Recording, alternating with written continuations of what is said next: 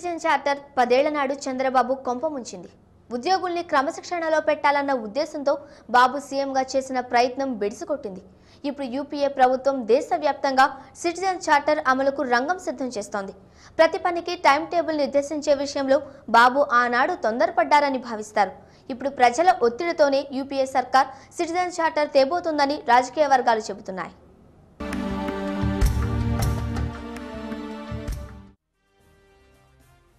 తెలుగుదేశం అధినేత చంద్రబాబు ముఖ్యమంత్రిగా ఉన్న కాలంలో సిటిజన్ చార్టర్ అంటేనే ఉద్యోగులు మండిపడ్డారు.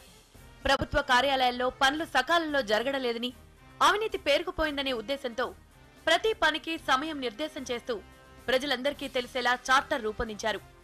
ఏ పని ఎన్ని రోజుల్లో చేయాలో తెలియజేసే బోర్డులు ప్రభుత్వ కార్యాలయాల్లో దర్శనమిచ్చేవి. దీంతో ప్రభుత్వ ఉద్యోగులు బాబుపై కోపం పెంచుకున్నారు. తమను వేధిస్తున్నారంటూ ఆందోళనలు కూడా చేశారు. ఉద్యోగుల్లో పెల్లుబికిన వ్యతిరేకత 2004 ఎన్నికల్లో ప్రతిఫలించింది. ఉద్యోగులంతా తనకు వ్యతిరేకంగా ఓటేశారని చంద్రబాబు కూడా అప్పుడే చెప్పారు. 10 ఏళ్ల నాడే రాష్ట్రంలో అమలై విఫలమైన సిటిజన్ చార్టర్ ఇప్పుడు అదే పేరుతో దేశమంతా అమలుకు రంగం సిద్ధమవుతోంది. కేంద్ర ప్రభుత్వ కార్యాలయాల్లో దిగువ తరగతి ఉద్యోగులు మొదలు ఐఏఎస్ అధికారుల వరకు అందరూ ప్రతి పనికి ఒక సమయం నిర్దేశించుకోవాలని కేంద్రం చెప్తోంది. చెప్పిన టైంకు పని చేయకపోతే సంబంధిత అధికారికి ఫైన్ వేయాలని తాజాగా కేంద్ర కేబినెట్ ఆమోదించిన పౌర సేవల బిల్లు ముసాయిదా పేర్కొంటోంది. ఇప్పటికే సహచట్టం అమలు విషయంలో ఫైన్ వేసే సంప్రదాయం అమలవుతోంది.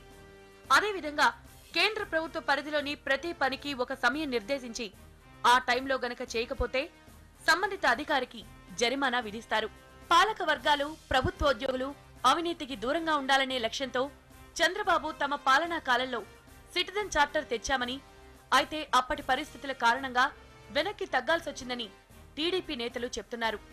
చంద్రబాబు చాలా కాలం క్రితం ఆలోచించిన విషయాల్ని ఇప్పుడు దేశమంతా అమలు చేయబోతున్నారని, అందువల్ల కేంద్రం తీసుకొస్తున్న పౌర సేవల బిల్లు ఆమోదించాల్సిన అవసరం ఉందంటున్నారు. ఆ సమయానికి ఆ యొక్క సేవలు, పౌరులకు సేవలు అందించటం లేదనేది అభియోగాలు చాలా మటుకు ఈ మధ్యకాలంలో వస్తూ ఉన్నాయి.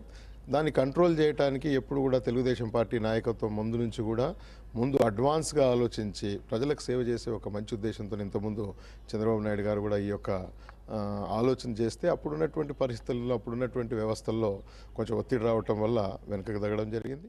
చంద్రబాబు హయాంలో సిటిజన్ చార్టర్ను ఉద్యోగులు వ్యతిరేకించారు.